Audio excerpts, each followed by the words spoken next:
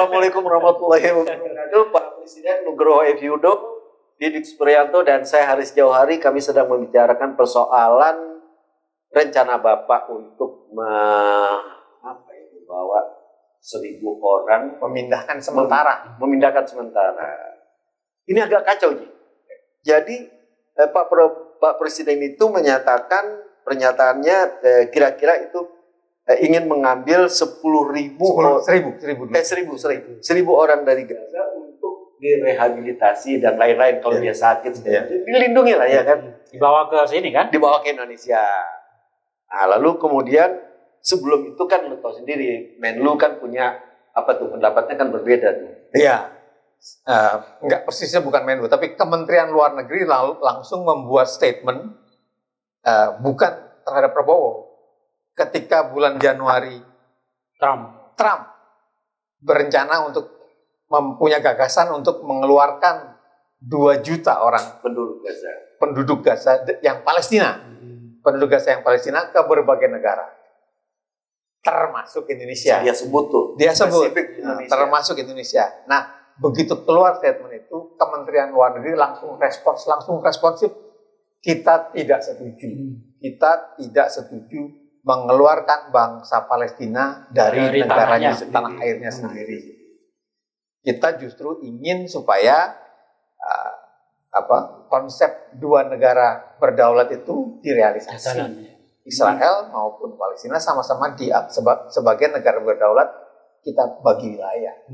Itu Kementerian Luar Negeri. Makanya gua jadi agak kaget ketika Prabowo mau memindahkan sementara, menampung sementara 1.000 orang dari jalur Gaza, 1.000 orang Palestina dari jalur Gaza, setelah Presiden Amerika mengenakan tarif impor.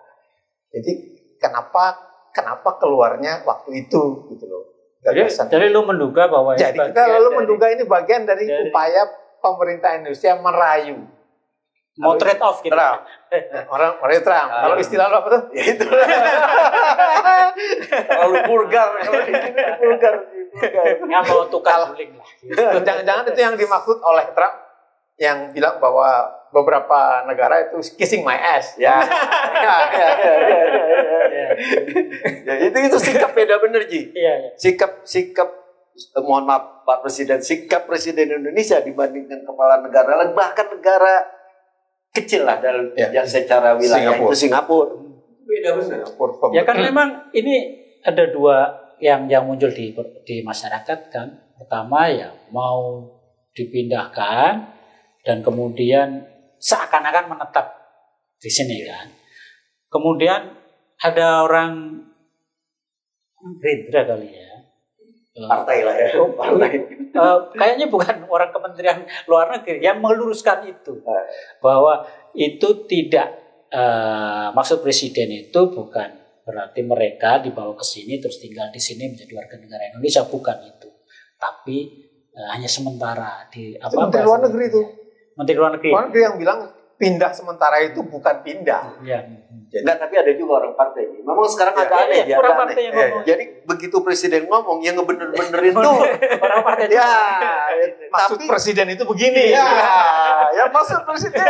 Udah gitu bukan orang yang dibayar negara untuk melakukan itu sendiri. Menterinya kalau nggak jelasin, ya mungkin terlambat jelasinnya. Karena memang hanya orang partai yang paham Pak Presiden.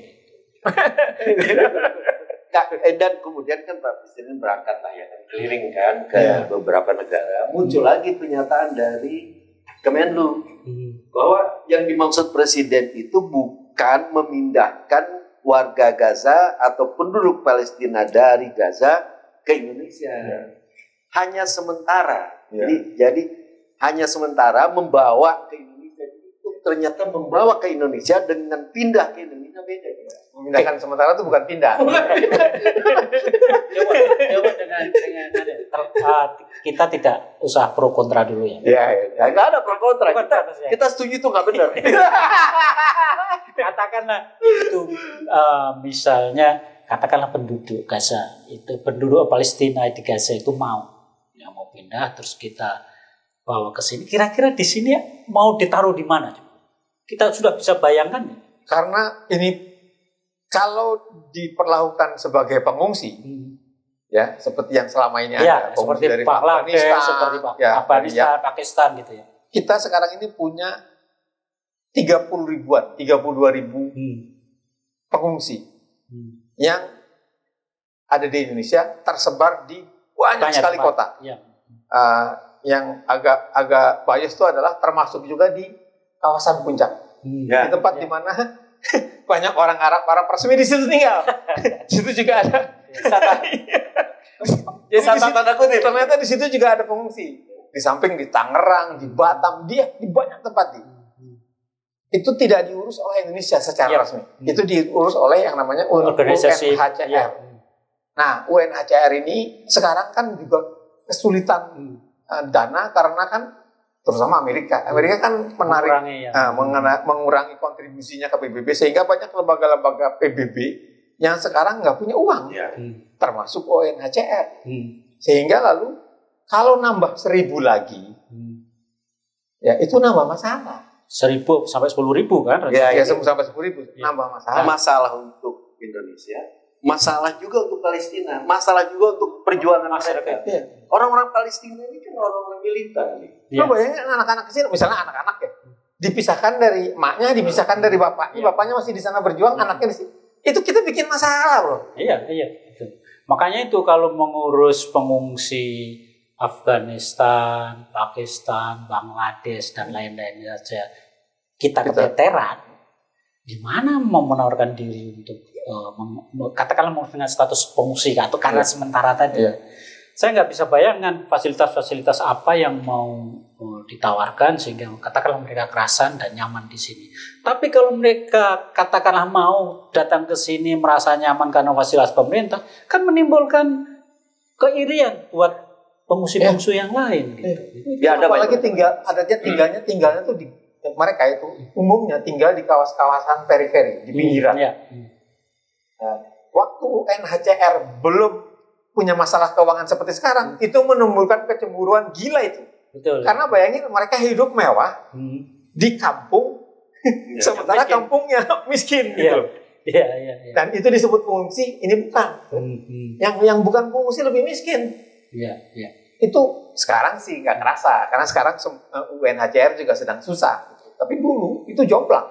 Atau ketika Pak Presiden menyampaikan itu memang sudah tahu, sudah paham ya bahwa ini omongan aja. Paling toh mereka juga nggak mau. Jangan gitu. Yang penting kita udah buka perjalanan selanjutnya ketika konon katanya yang kita tahu lah kalau di tempat-tempat tadi disebut info A1.